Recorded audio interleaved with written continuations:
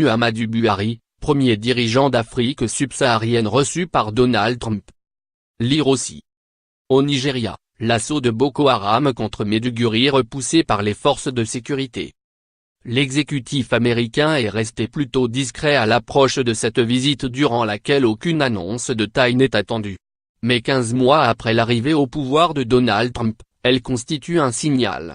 Le fait que le président du pays le plus peuplé d'Afrique visite Washington pourrait bien, en soi, être plus important pour renforcer les relations États-Unis-Afrique que telle ou telle discussion politique spécifique, souligne John Campbell. Du coup ainsi l'on ferait relation.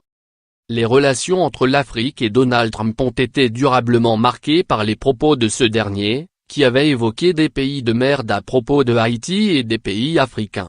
Le limogeage brutal, en mars, du secrétaire d'État Rex Tillerson alors qu'il se trouvait en visite officielle au Nigeria pour sa première tournée africaine, n'a fait que renforcer l'image d'un président qui se soucie peu de ce continent. Nombre de postes de haut niveau sur l'Afrique sont par ailleurs toujours vacants au sein du département d'État. Lire aussi. Trump traite Haïti et des nations africaines de pays de merde.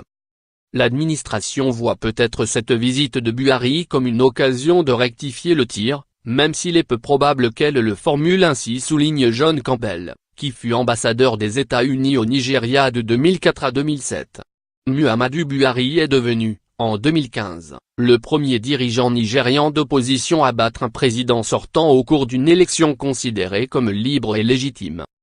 Selon la Maison-Blanche, les conversations vont se concentrer sur la lutte contre le terrorisme et le développement économique et démocratique au Nigeria, où une élection présidentielle est prévue en février 2019. Le Nigeria entre dans sa 9e année de lutte contre le groupe djihadiste Boko Haram, qui a dévasté le nord-est du pays. Le conflit a fait plus de 20 000 morts et des centaines de milliers de déplacés, y compris dans les pays voisins, le Tchad, le Cameroun et le Niger. Buhari affronte aussi une résurgence d'un conflit agropastoral récurrent entre agriculteurs et éleveurs, sur fond de division ethnique et religieuse. La coopération entre les deux pays s'est améliorée au cours de l'année écoulée. Peu après son arrivée au pouvoir, en 2015, Buhari avait reproché au président Barack Obama d'avoir refusé de vendre des armes au Nigeria pour lutter contre Boko Haram. Mais l'administration Trump a changé de position en autorisant la vente au Nigeria d'avions Super Tucano d'une valeur de 500 millions de dollars, environ 410 millions d'euros, des appareils de surveillance et de soutien tactique qui doivent être livrés en 2020. Lire aussi. Le président nigérian en route pour un deuxième mandat malgré un bilan en demi-teinte. Cet accord a récemment été examiné avec attention au Nigeria, un pays où la corruption est endémique.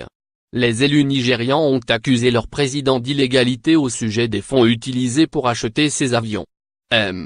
Buhari, qui cherche à être réélu en 2019, devrait sans doute mettre en avant les réformes agricoles de son administration et souligner son engagement envers la démocratie.